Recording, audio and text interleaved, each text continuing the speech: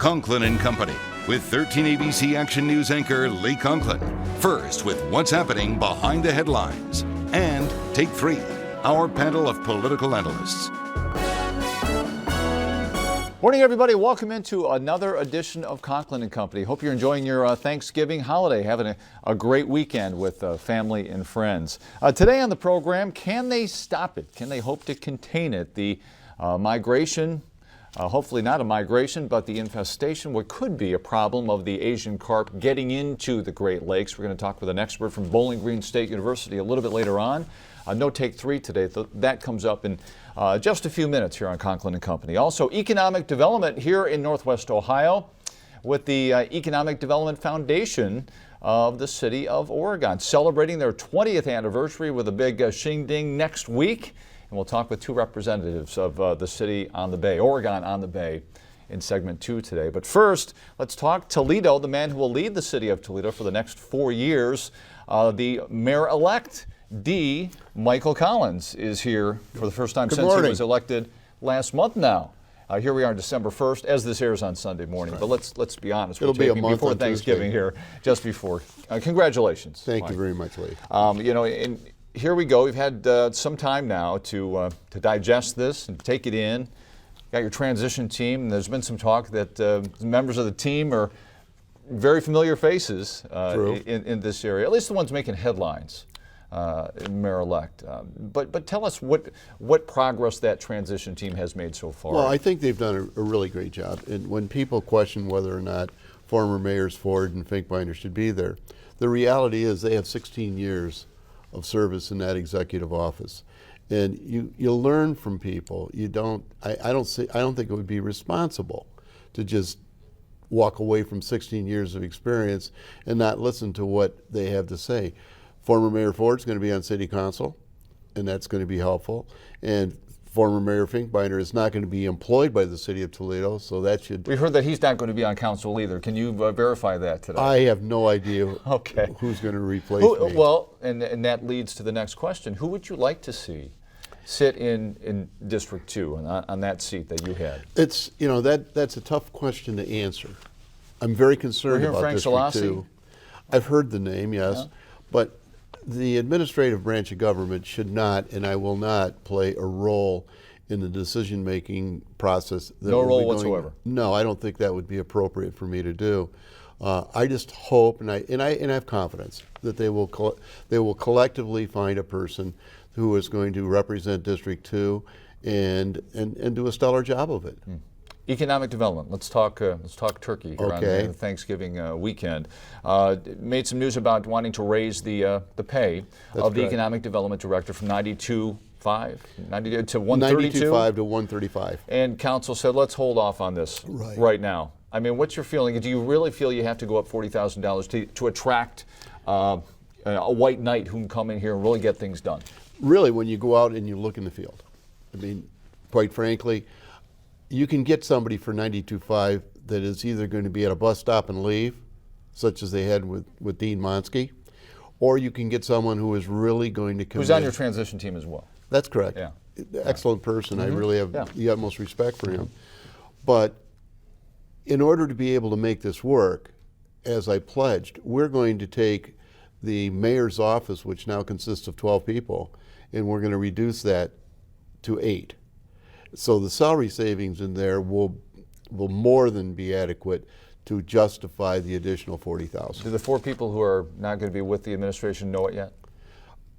For the most part, they do. I mean, for an example, we have 3 deputy mayors in the city of Toledo. We're not going to have that.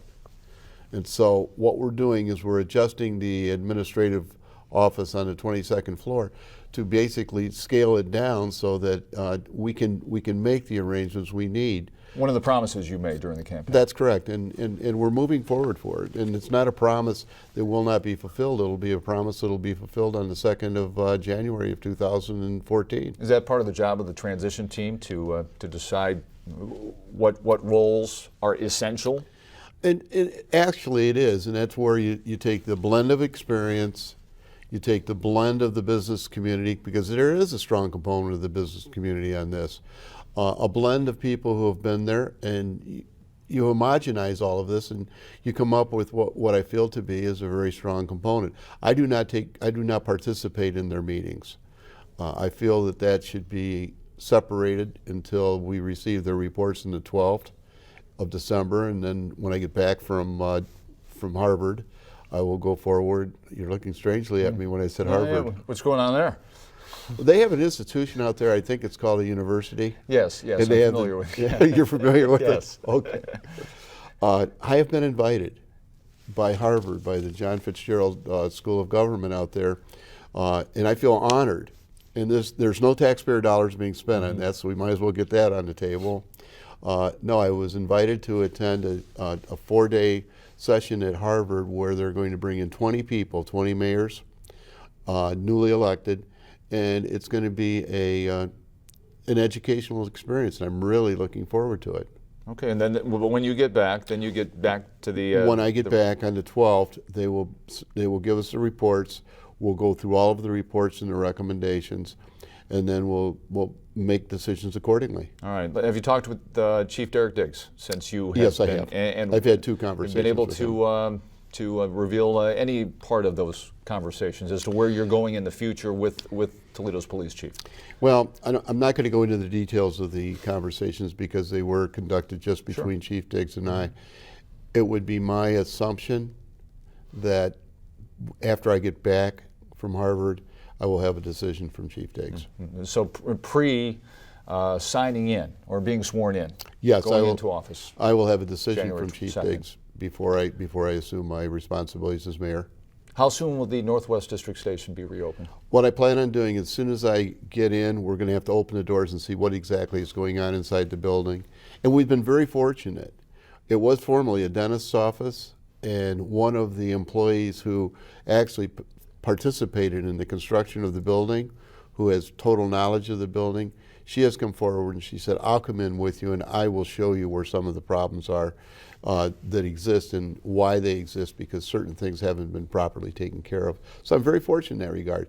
I promised I would open it up within 90 days, and that promise will be made. Okay, so promises made over the course of the campaign when it comes to cutting staff, opening up the Northwest District Station, Chief Diggs.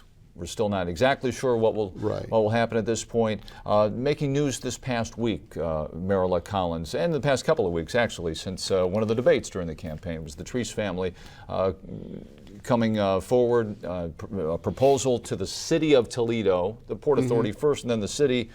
You know, we might want to get into the airport business. We feel we've been successful in business. We know the aviation business. We know the financial business, real estate. Would you be willing to listen if the Treese family comes forward to you with a comprehensive business plan for Toledo Express Airport? You know, I would be more than willing. I welcome the opportunity to review a comprehensive business plan.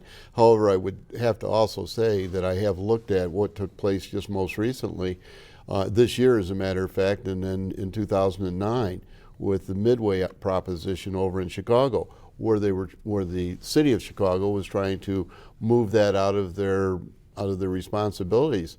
And everything that I've read makes it's going to be challenging, and I want to see their plan. I don't want to hear the theories about why it will work, and I don't want to hear the threats about what'll happen if it doesn't happen. I want to see concrete evidence that this has a solid business, basically a business plan that makes sense. But you are willing to listen? Absolutely. I mean, you know, the airport's losing about $670,000 a year right now. So it has been running in red ink for quite a while. The unfortunate part about it is there's a relationship that could exist but doesn't exist, and that's with Detroit Metro. But somewhere along the line, we have to look at it, and I want to sit with the Port Authority as well. And I want to listen to what everyone's got to say about this entire idea and where they think it'll go. All right, a lot on your plate. Well, a lot on the plate. It's almost like Thanksgiving. Yeah, we're past that now. You know, you've digested that and ready to move on. Yeah. Huh? Well, it's, you know, there's two things. Running for office requires a certain skill set, and as we've already discussed, and holding office is really a different set of skills. And I think I'm better at holding office than I am running. Honestly, I believe that. So I'm looking forward to the challenges, and they're all manageable. It's all manageable with the right team. I had the fortune this week of meeting with Senator Voinovich. I spent 3 hours with him over in Cleveland, and what a wealth of information he shared. Senator George Voinovich, former mayor, former governor, and now retired. Now retired. Yeah. And just an absolute fabulous person. All right. D. Michael Collins, congratulations. Best of luck taking the oath of office on January 2nd at Government Have great Center. holidays. To you and yours as we tape here on Wednesday ahead of the Thanksgiving Day weekend, hence the scarlet and gray that the mayor-elect is wearing right now. We're back in just a minute on Conklin & Company.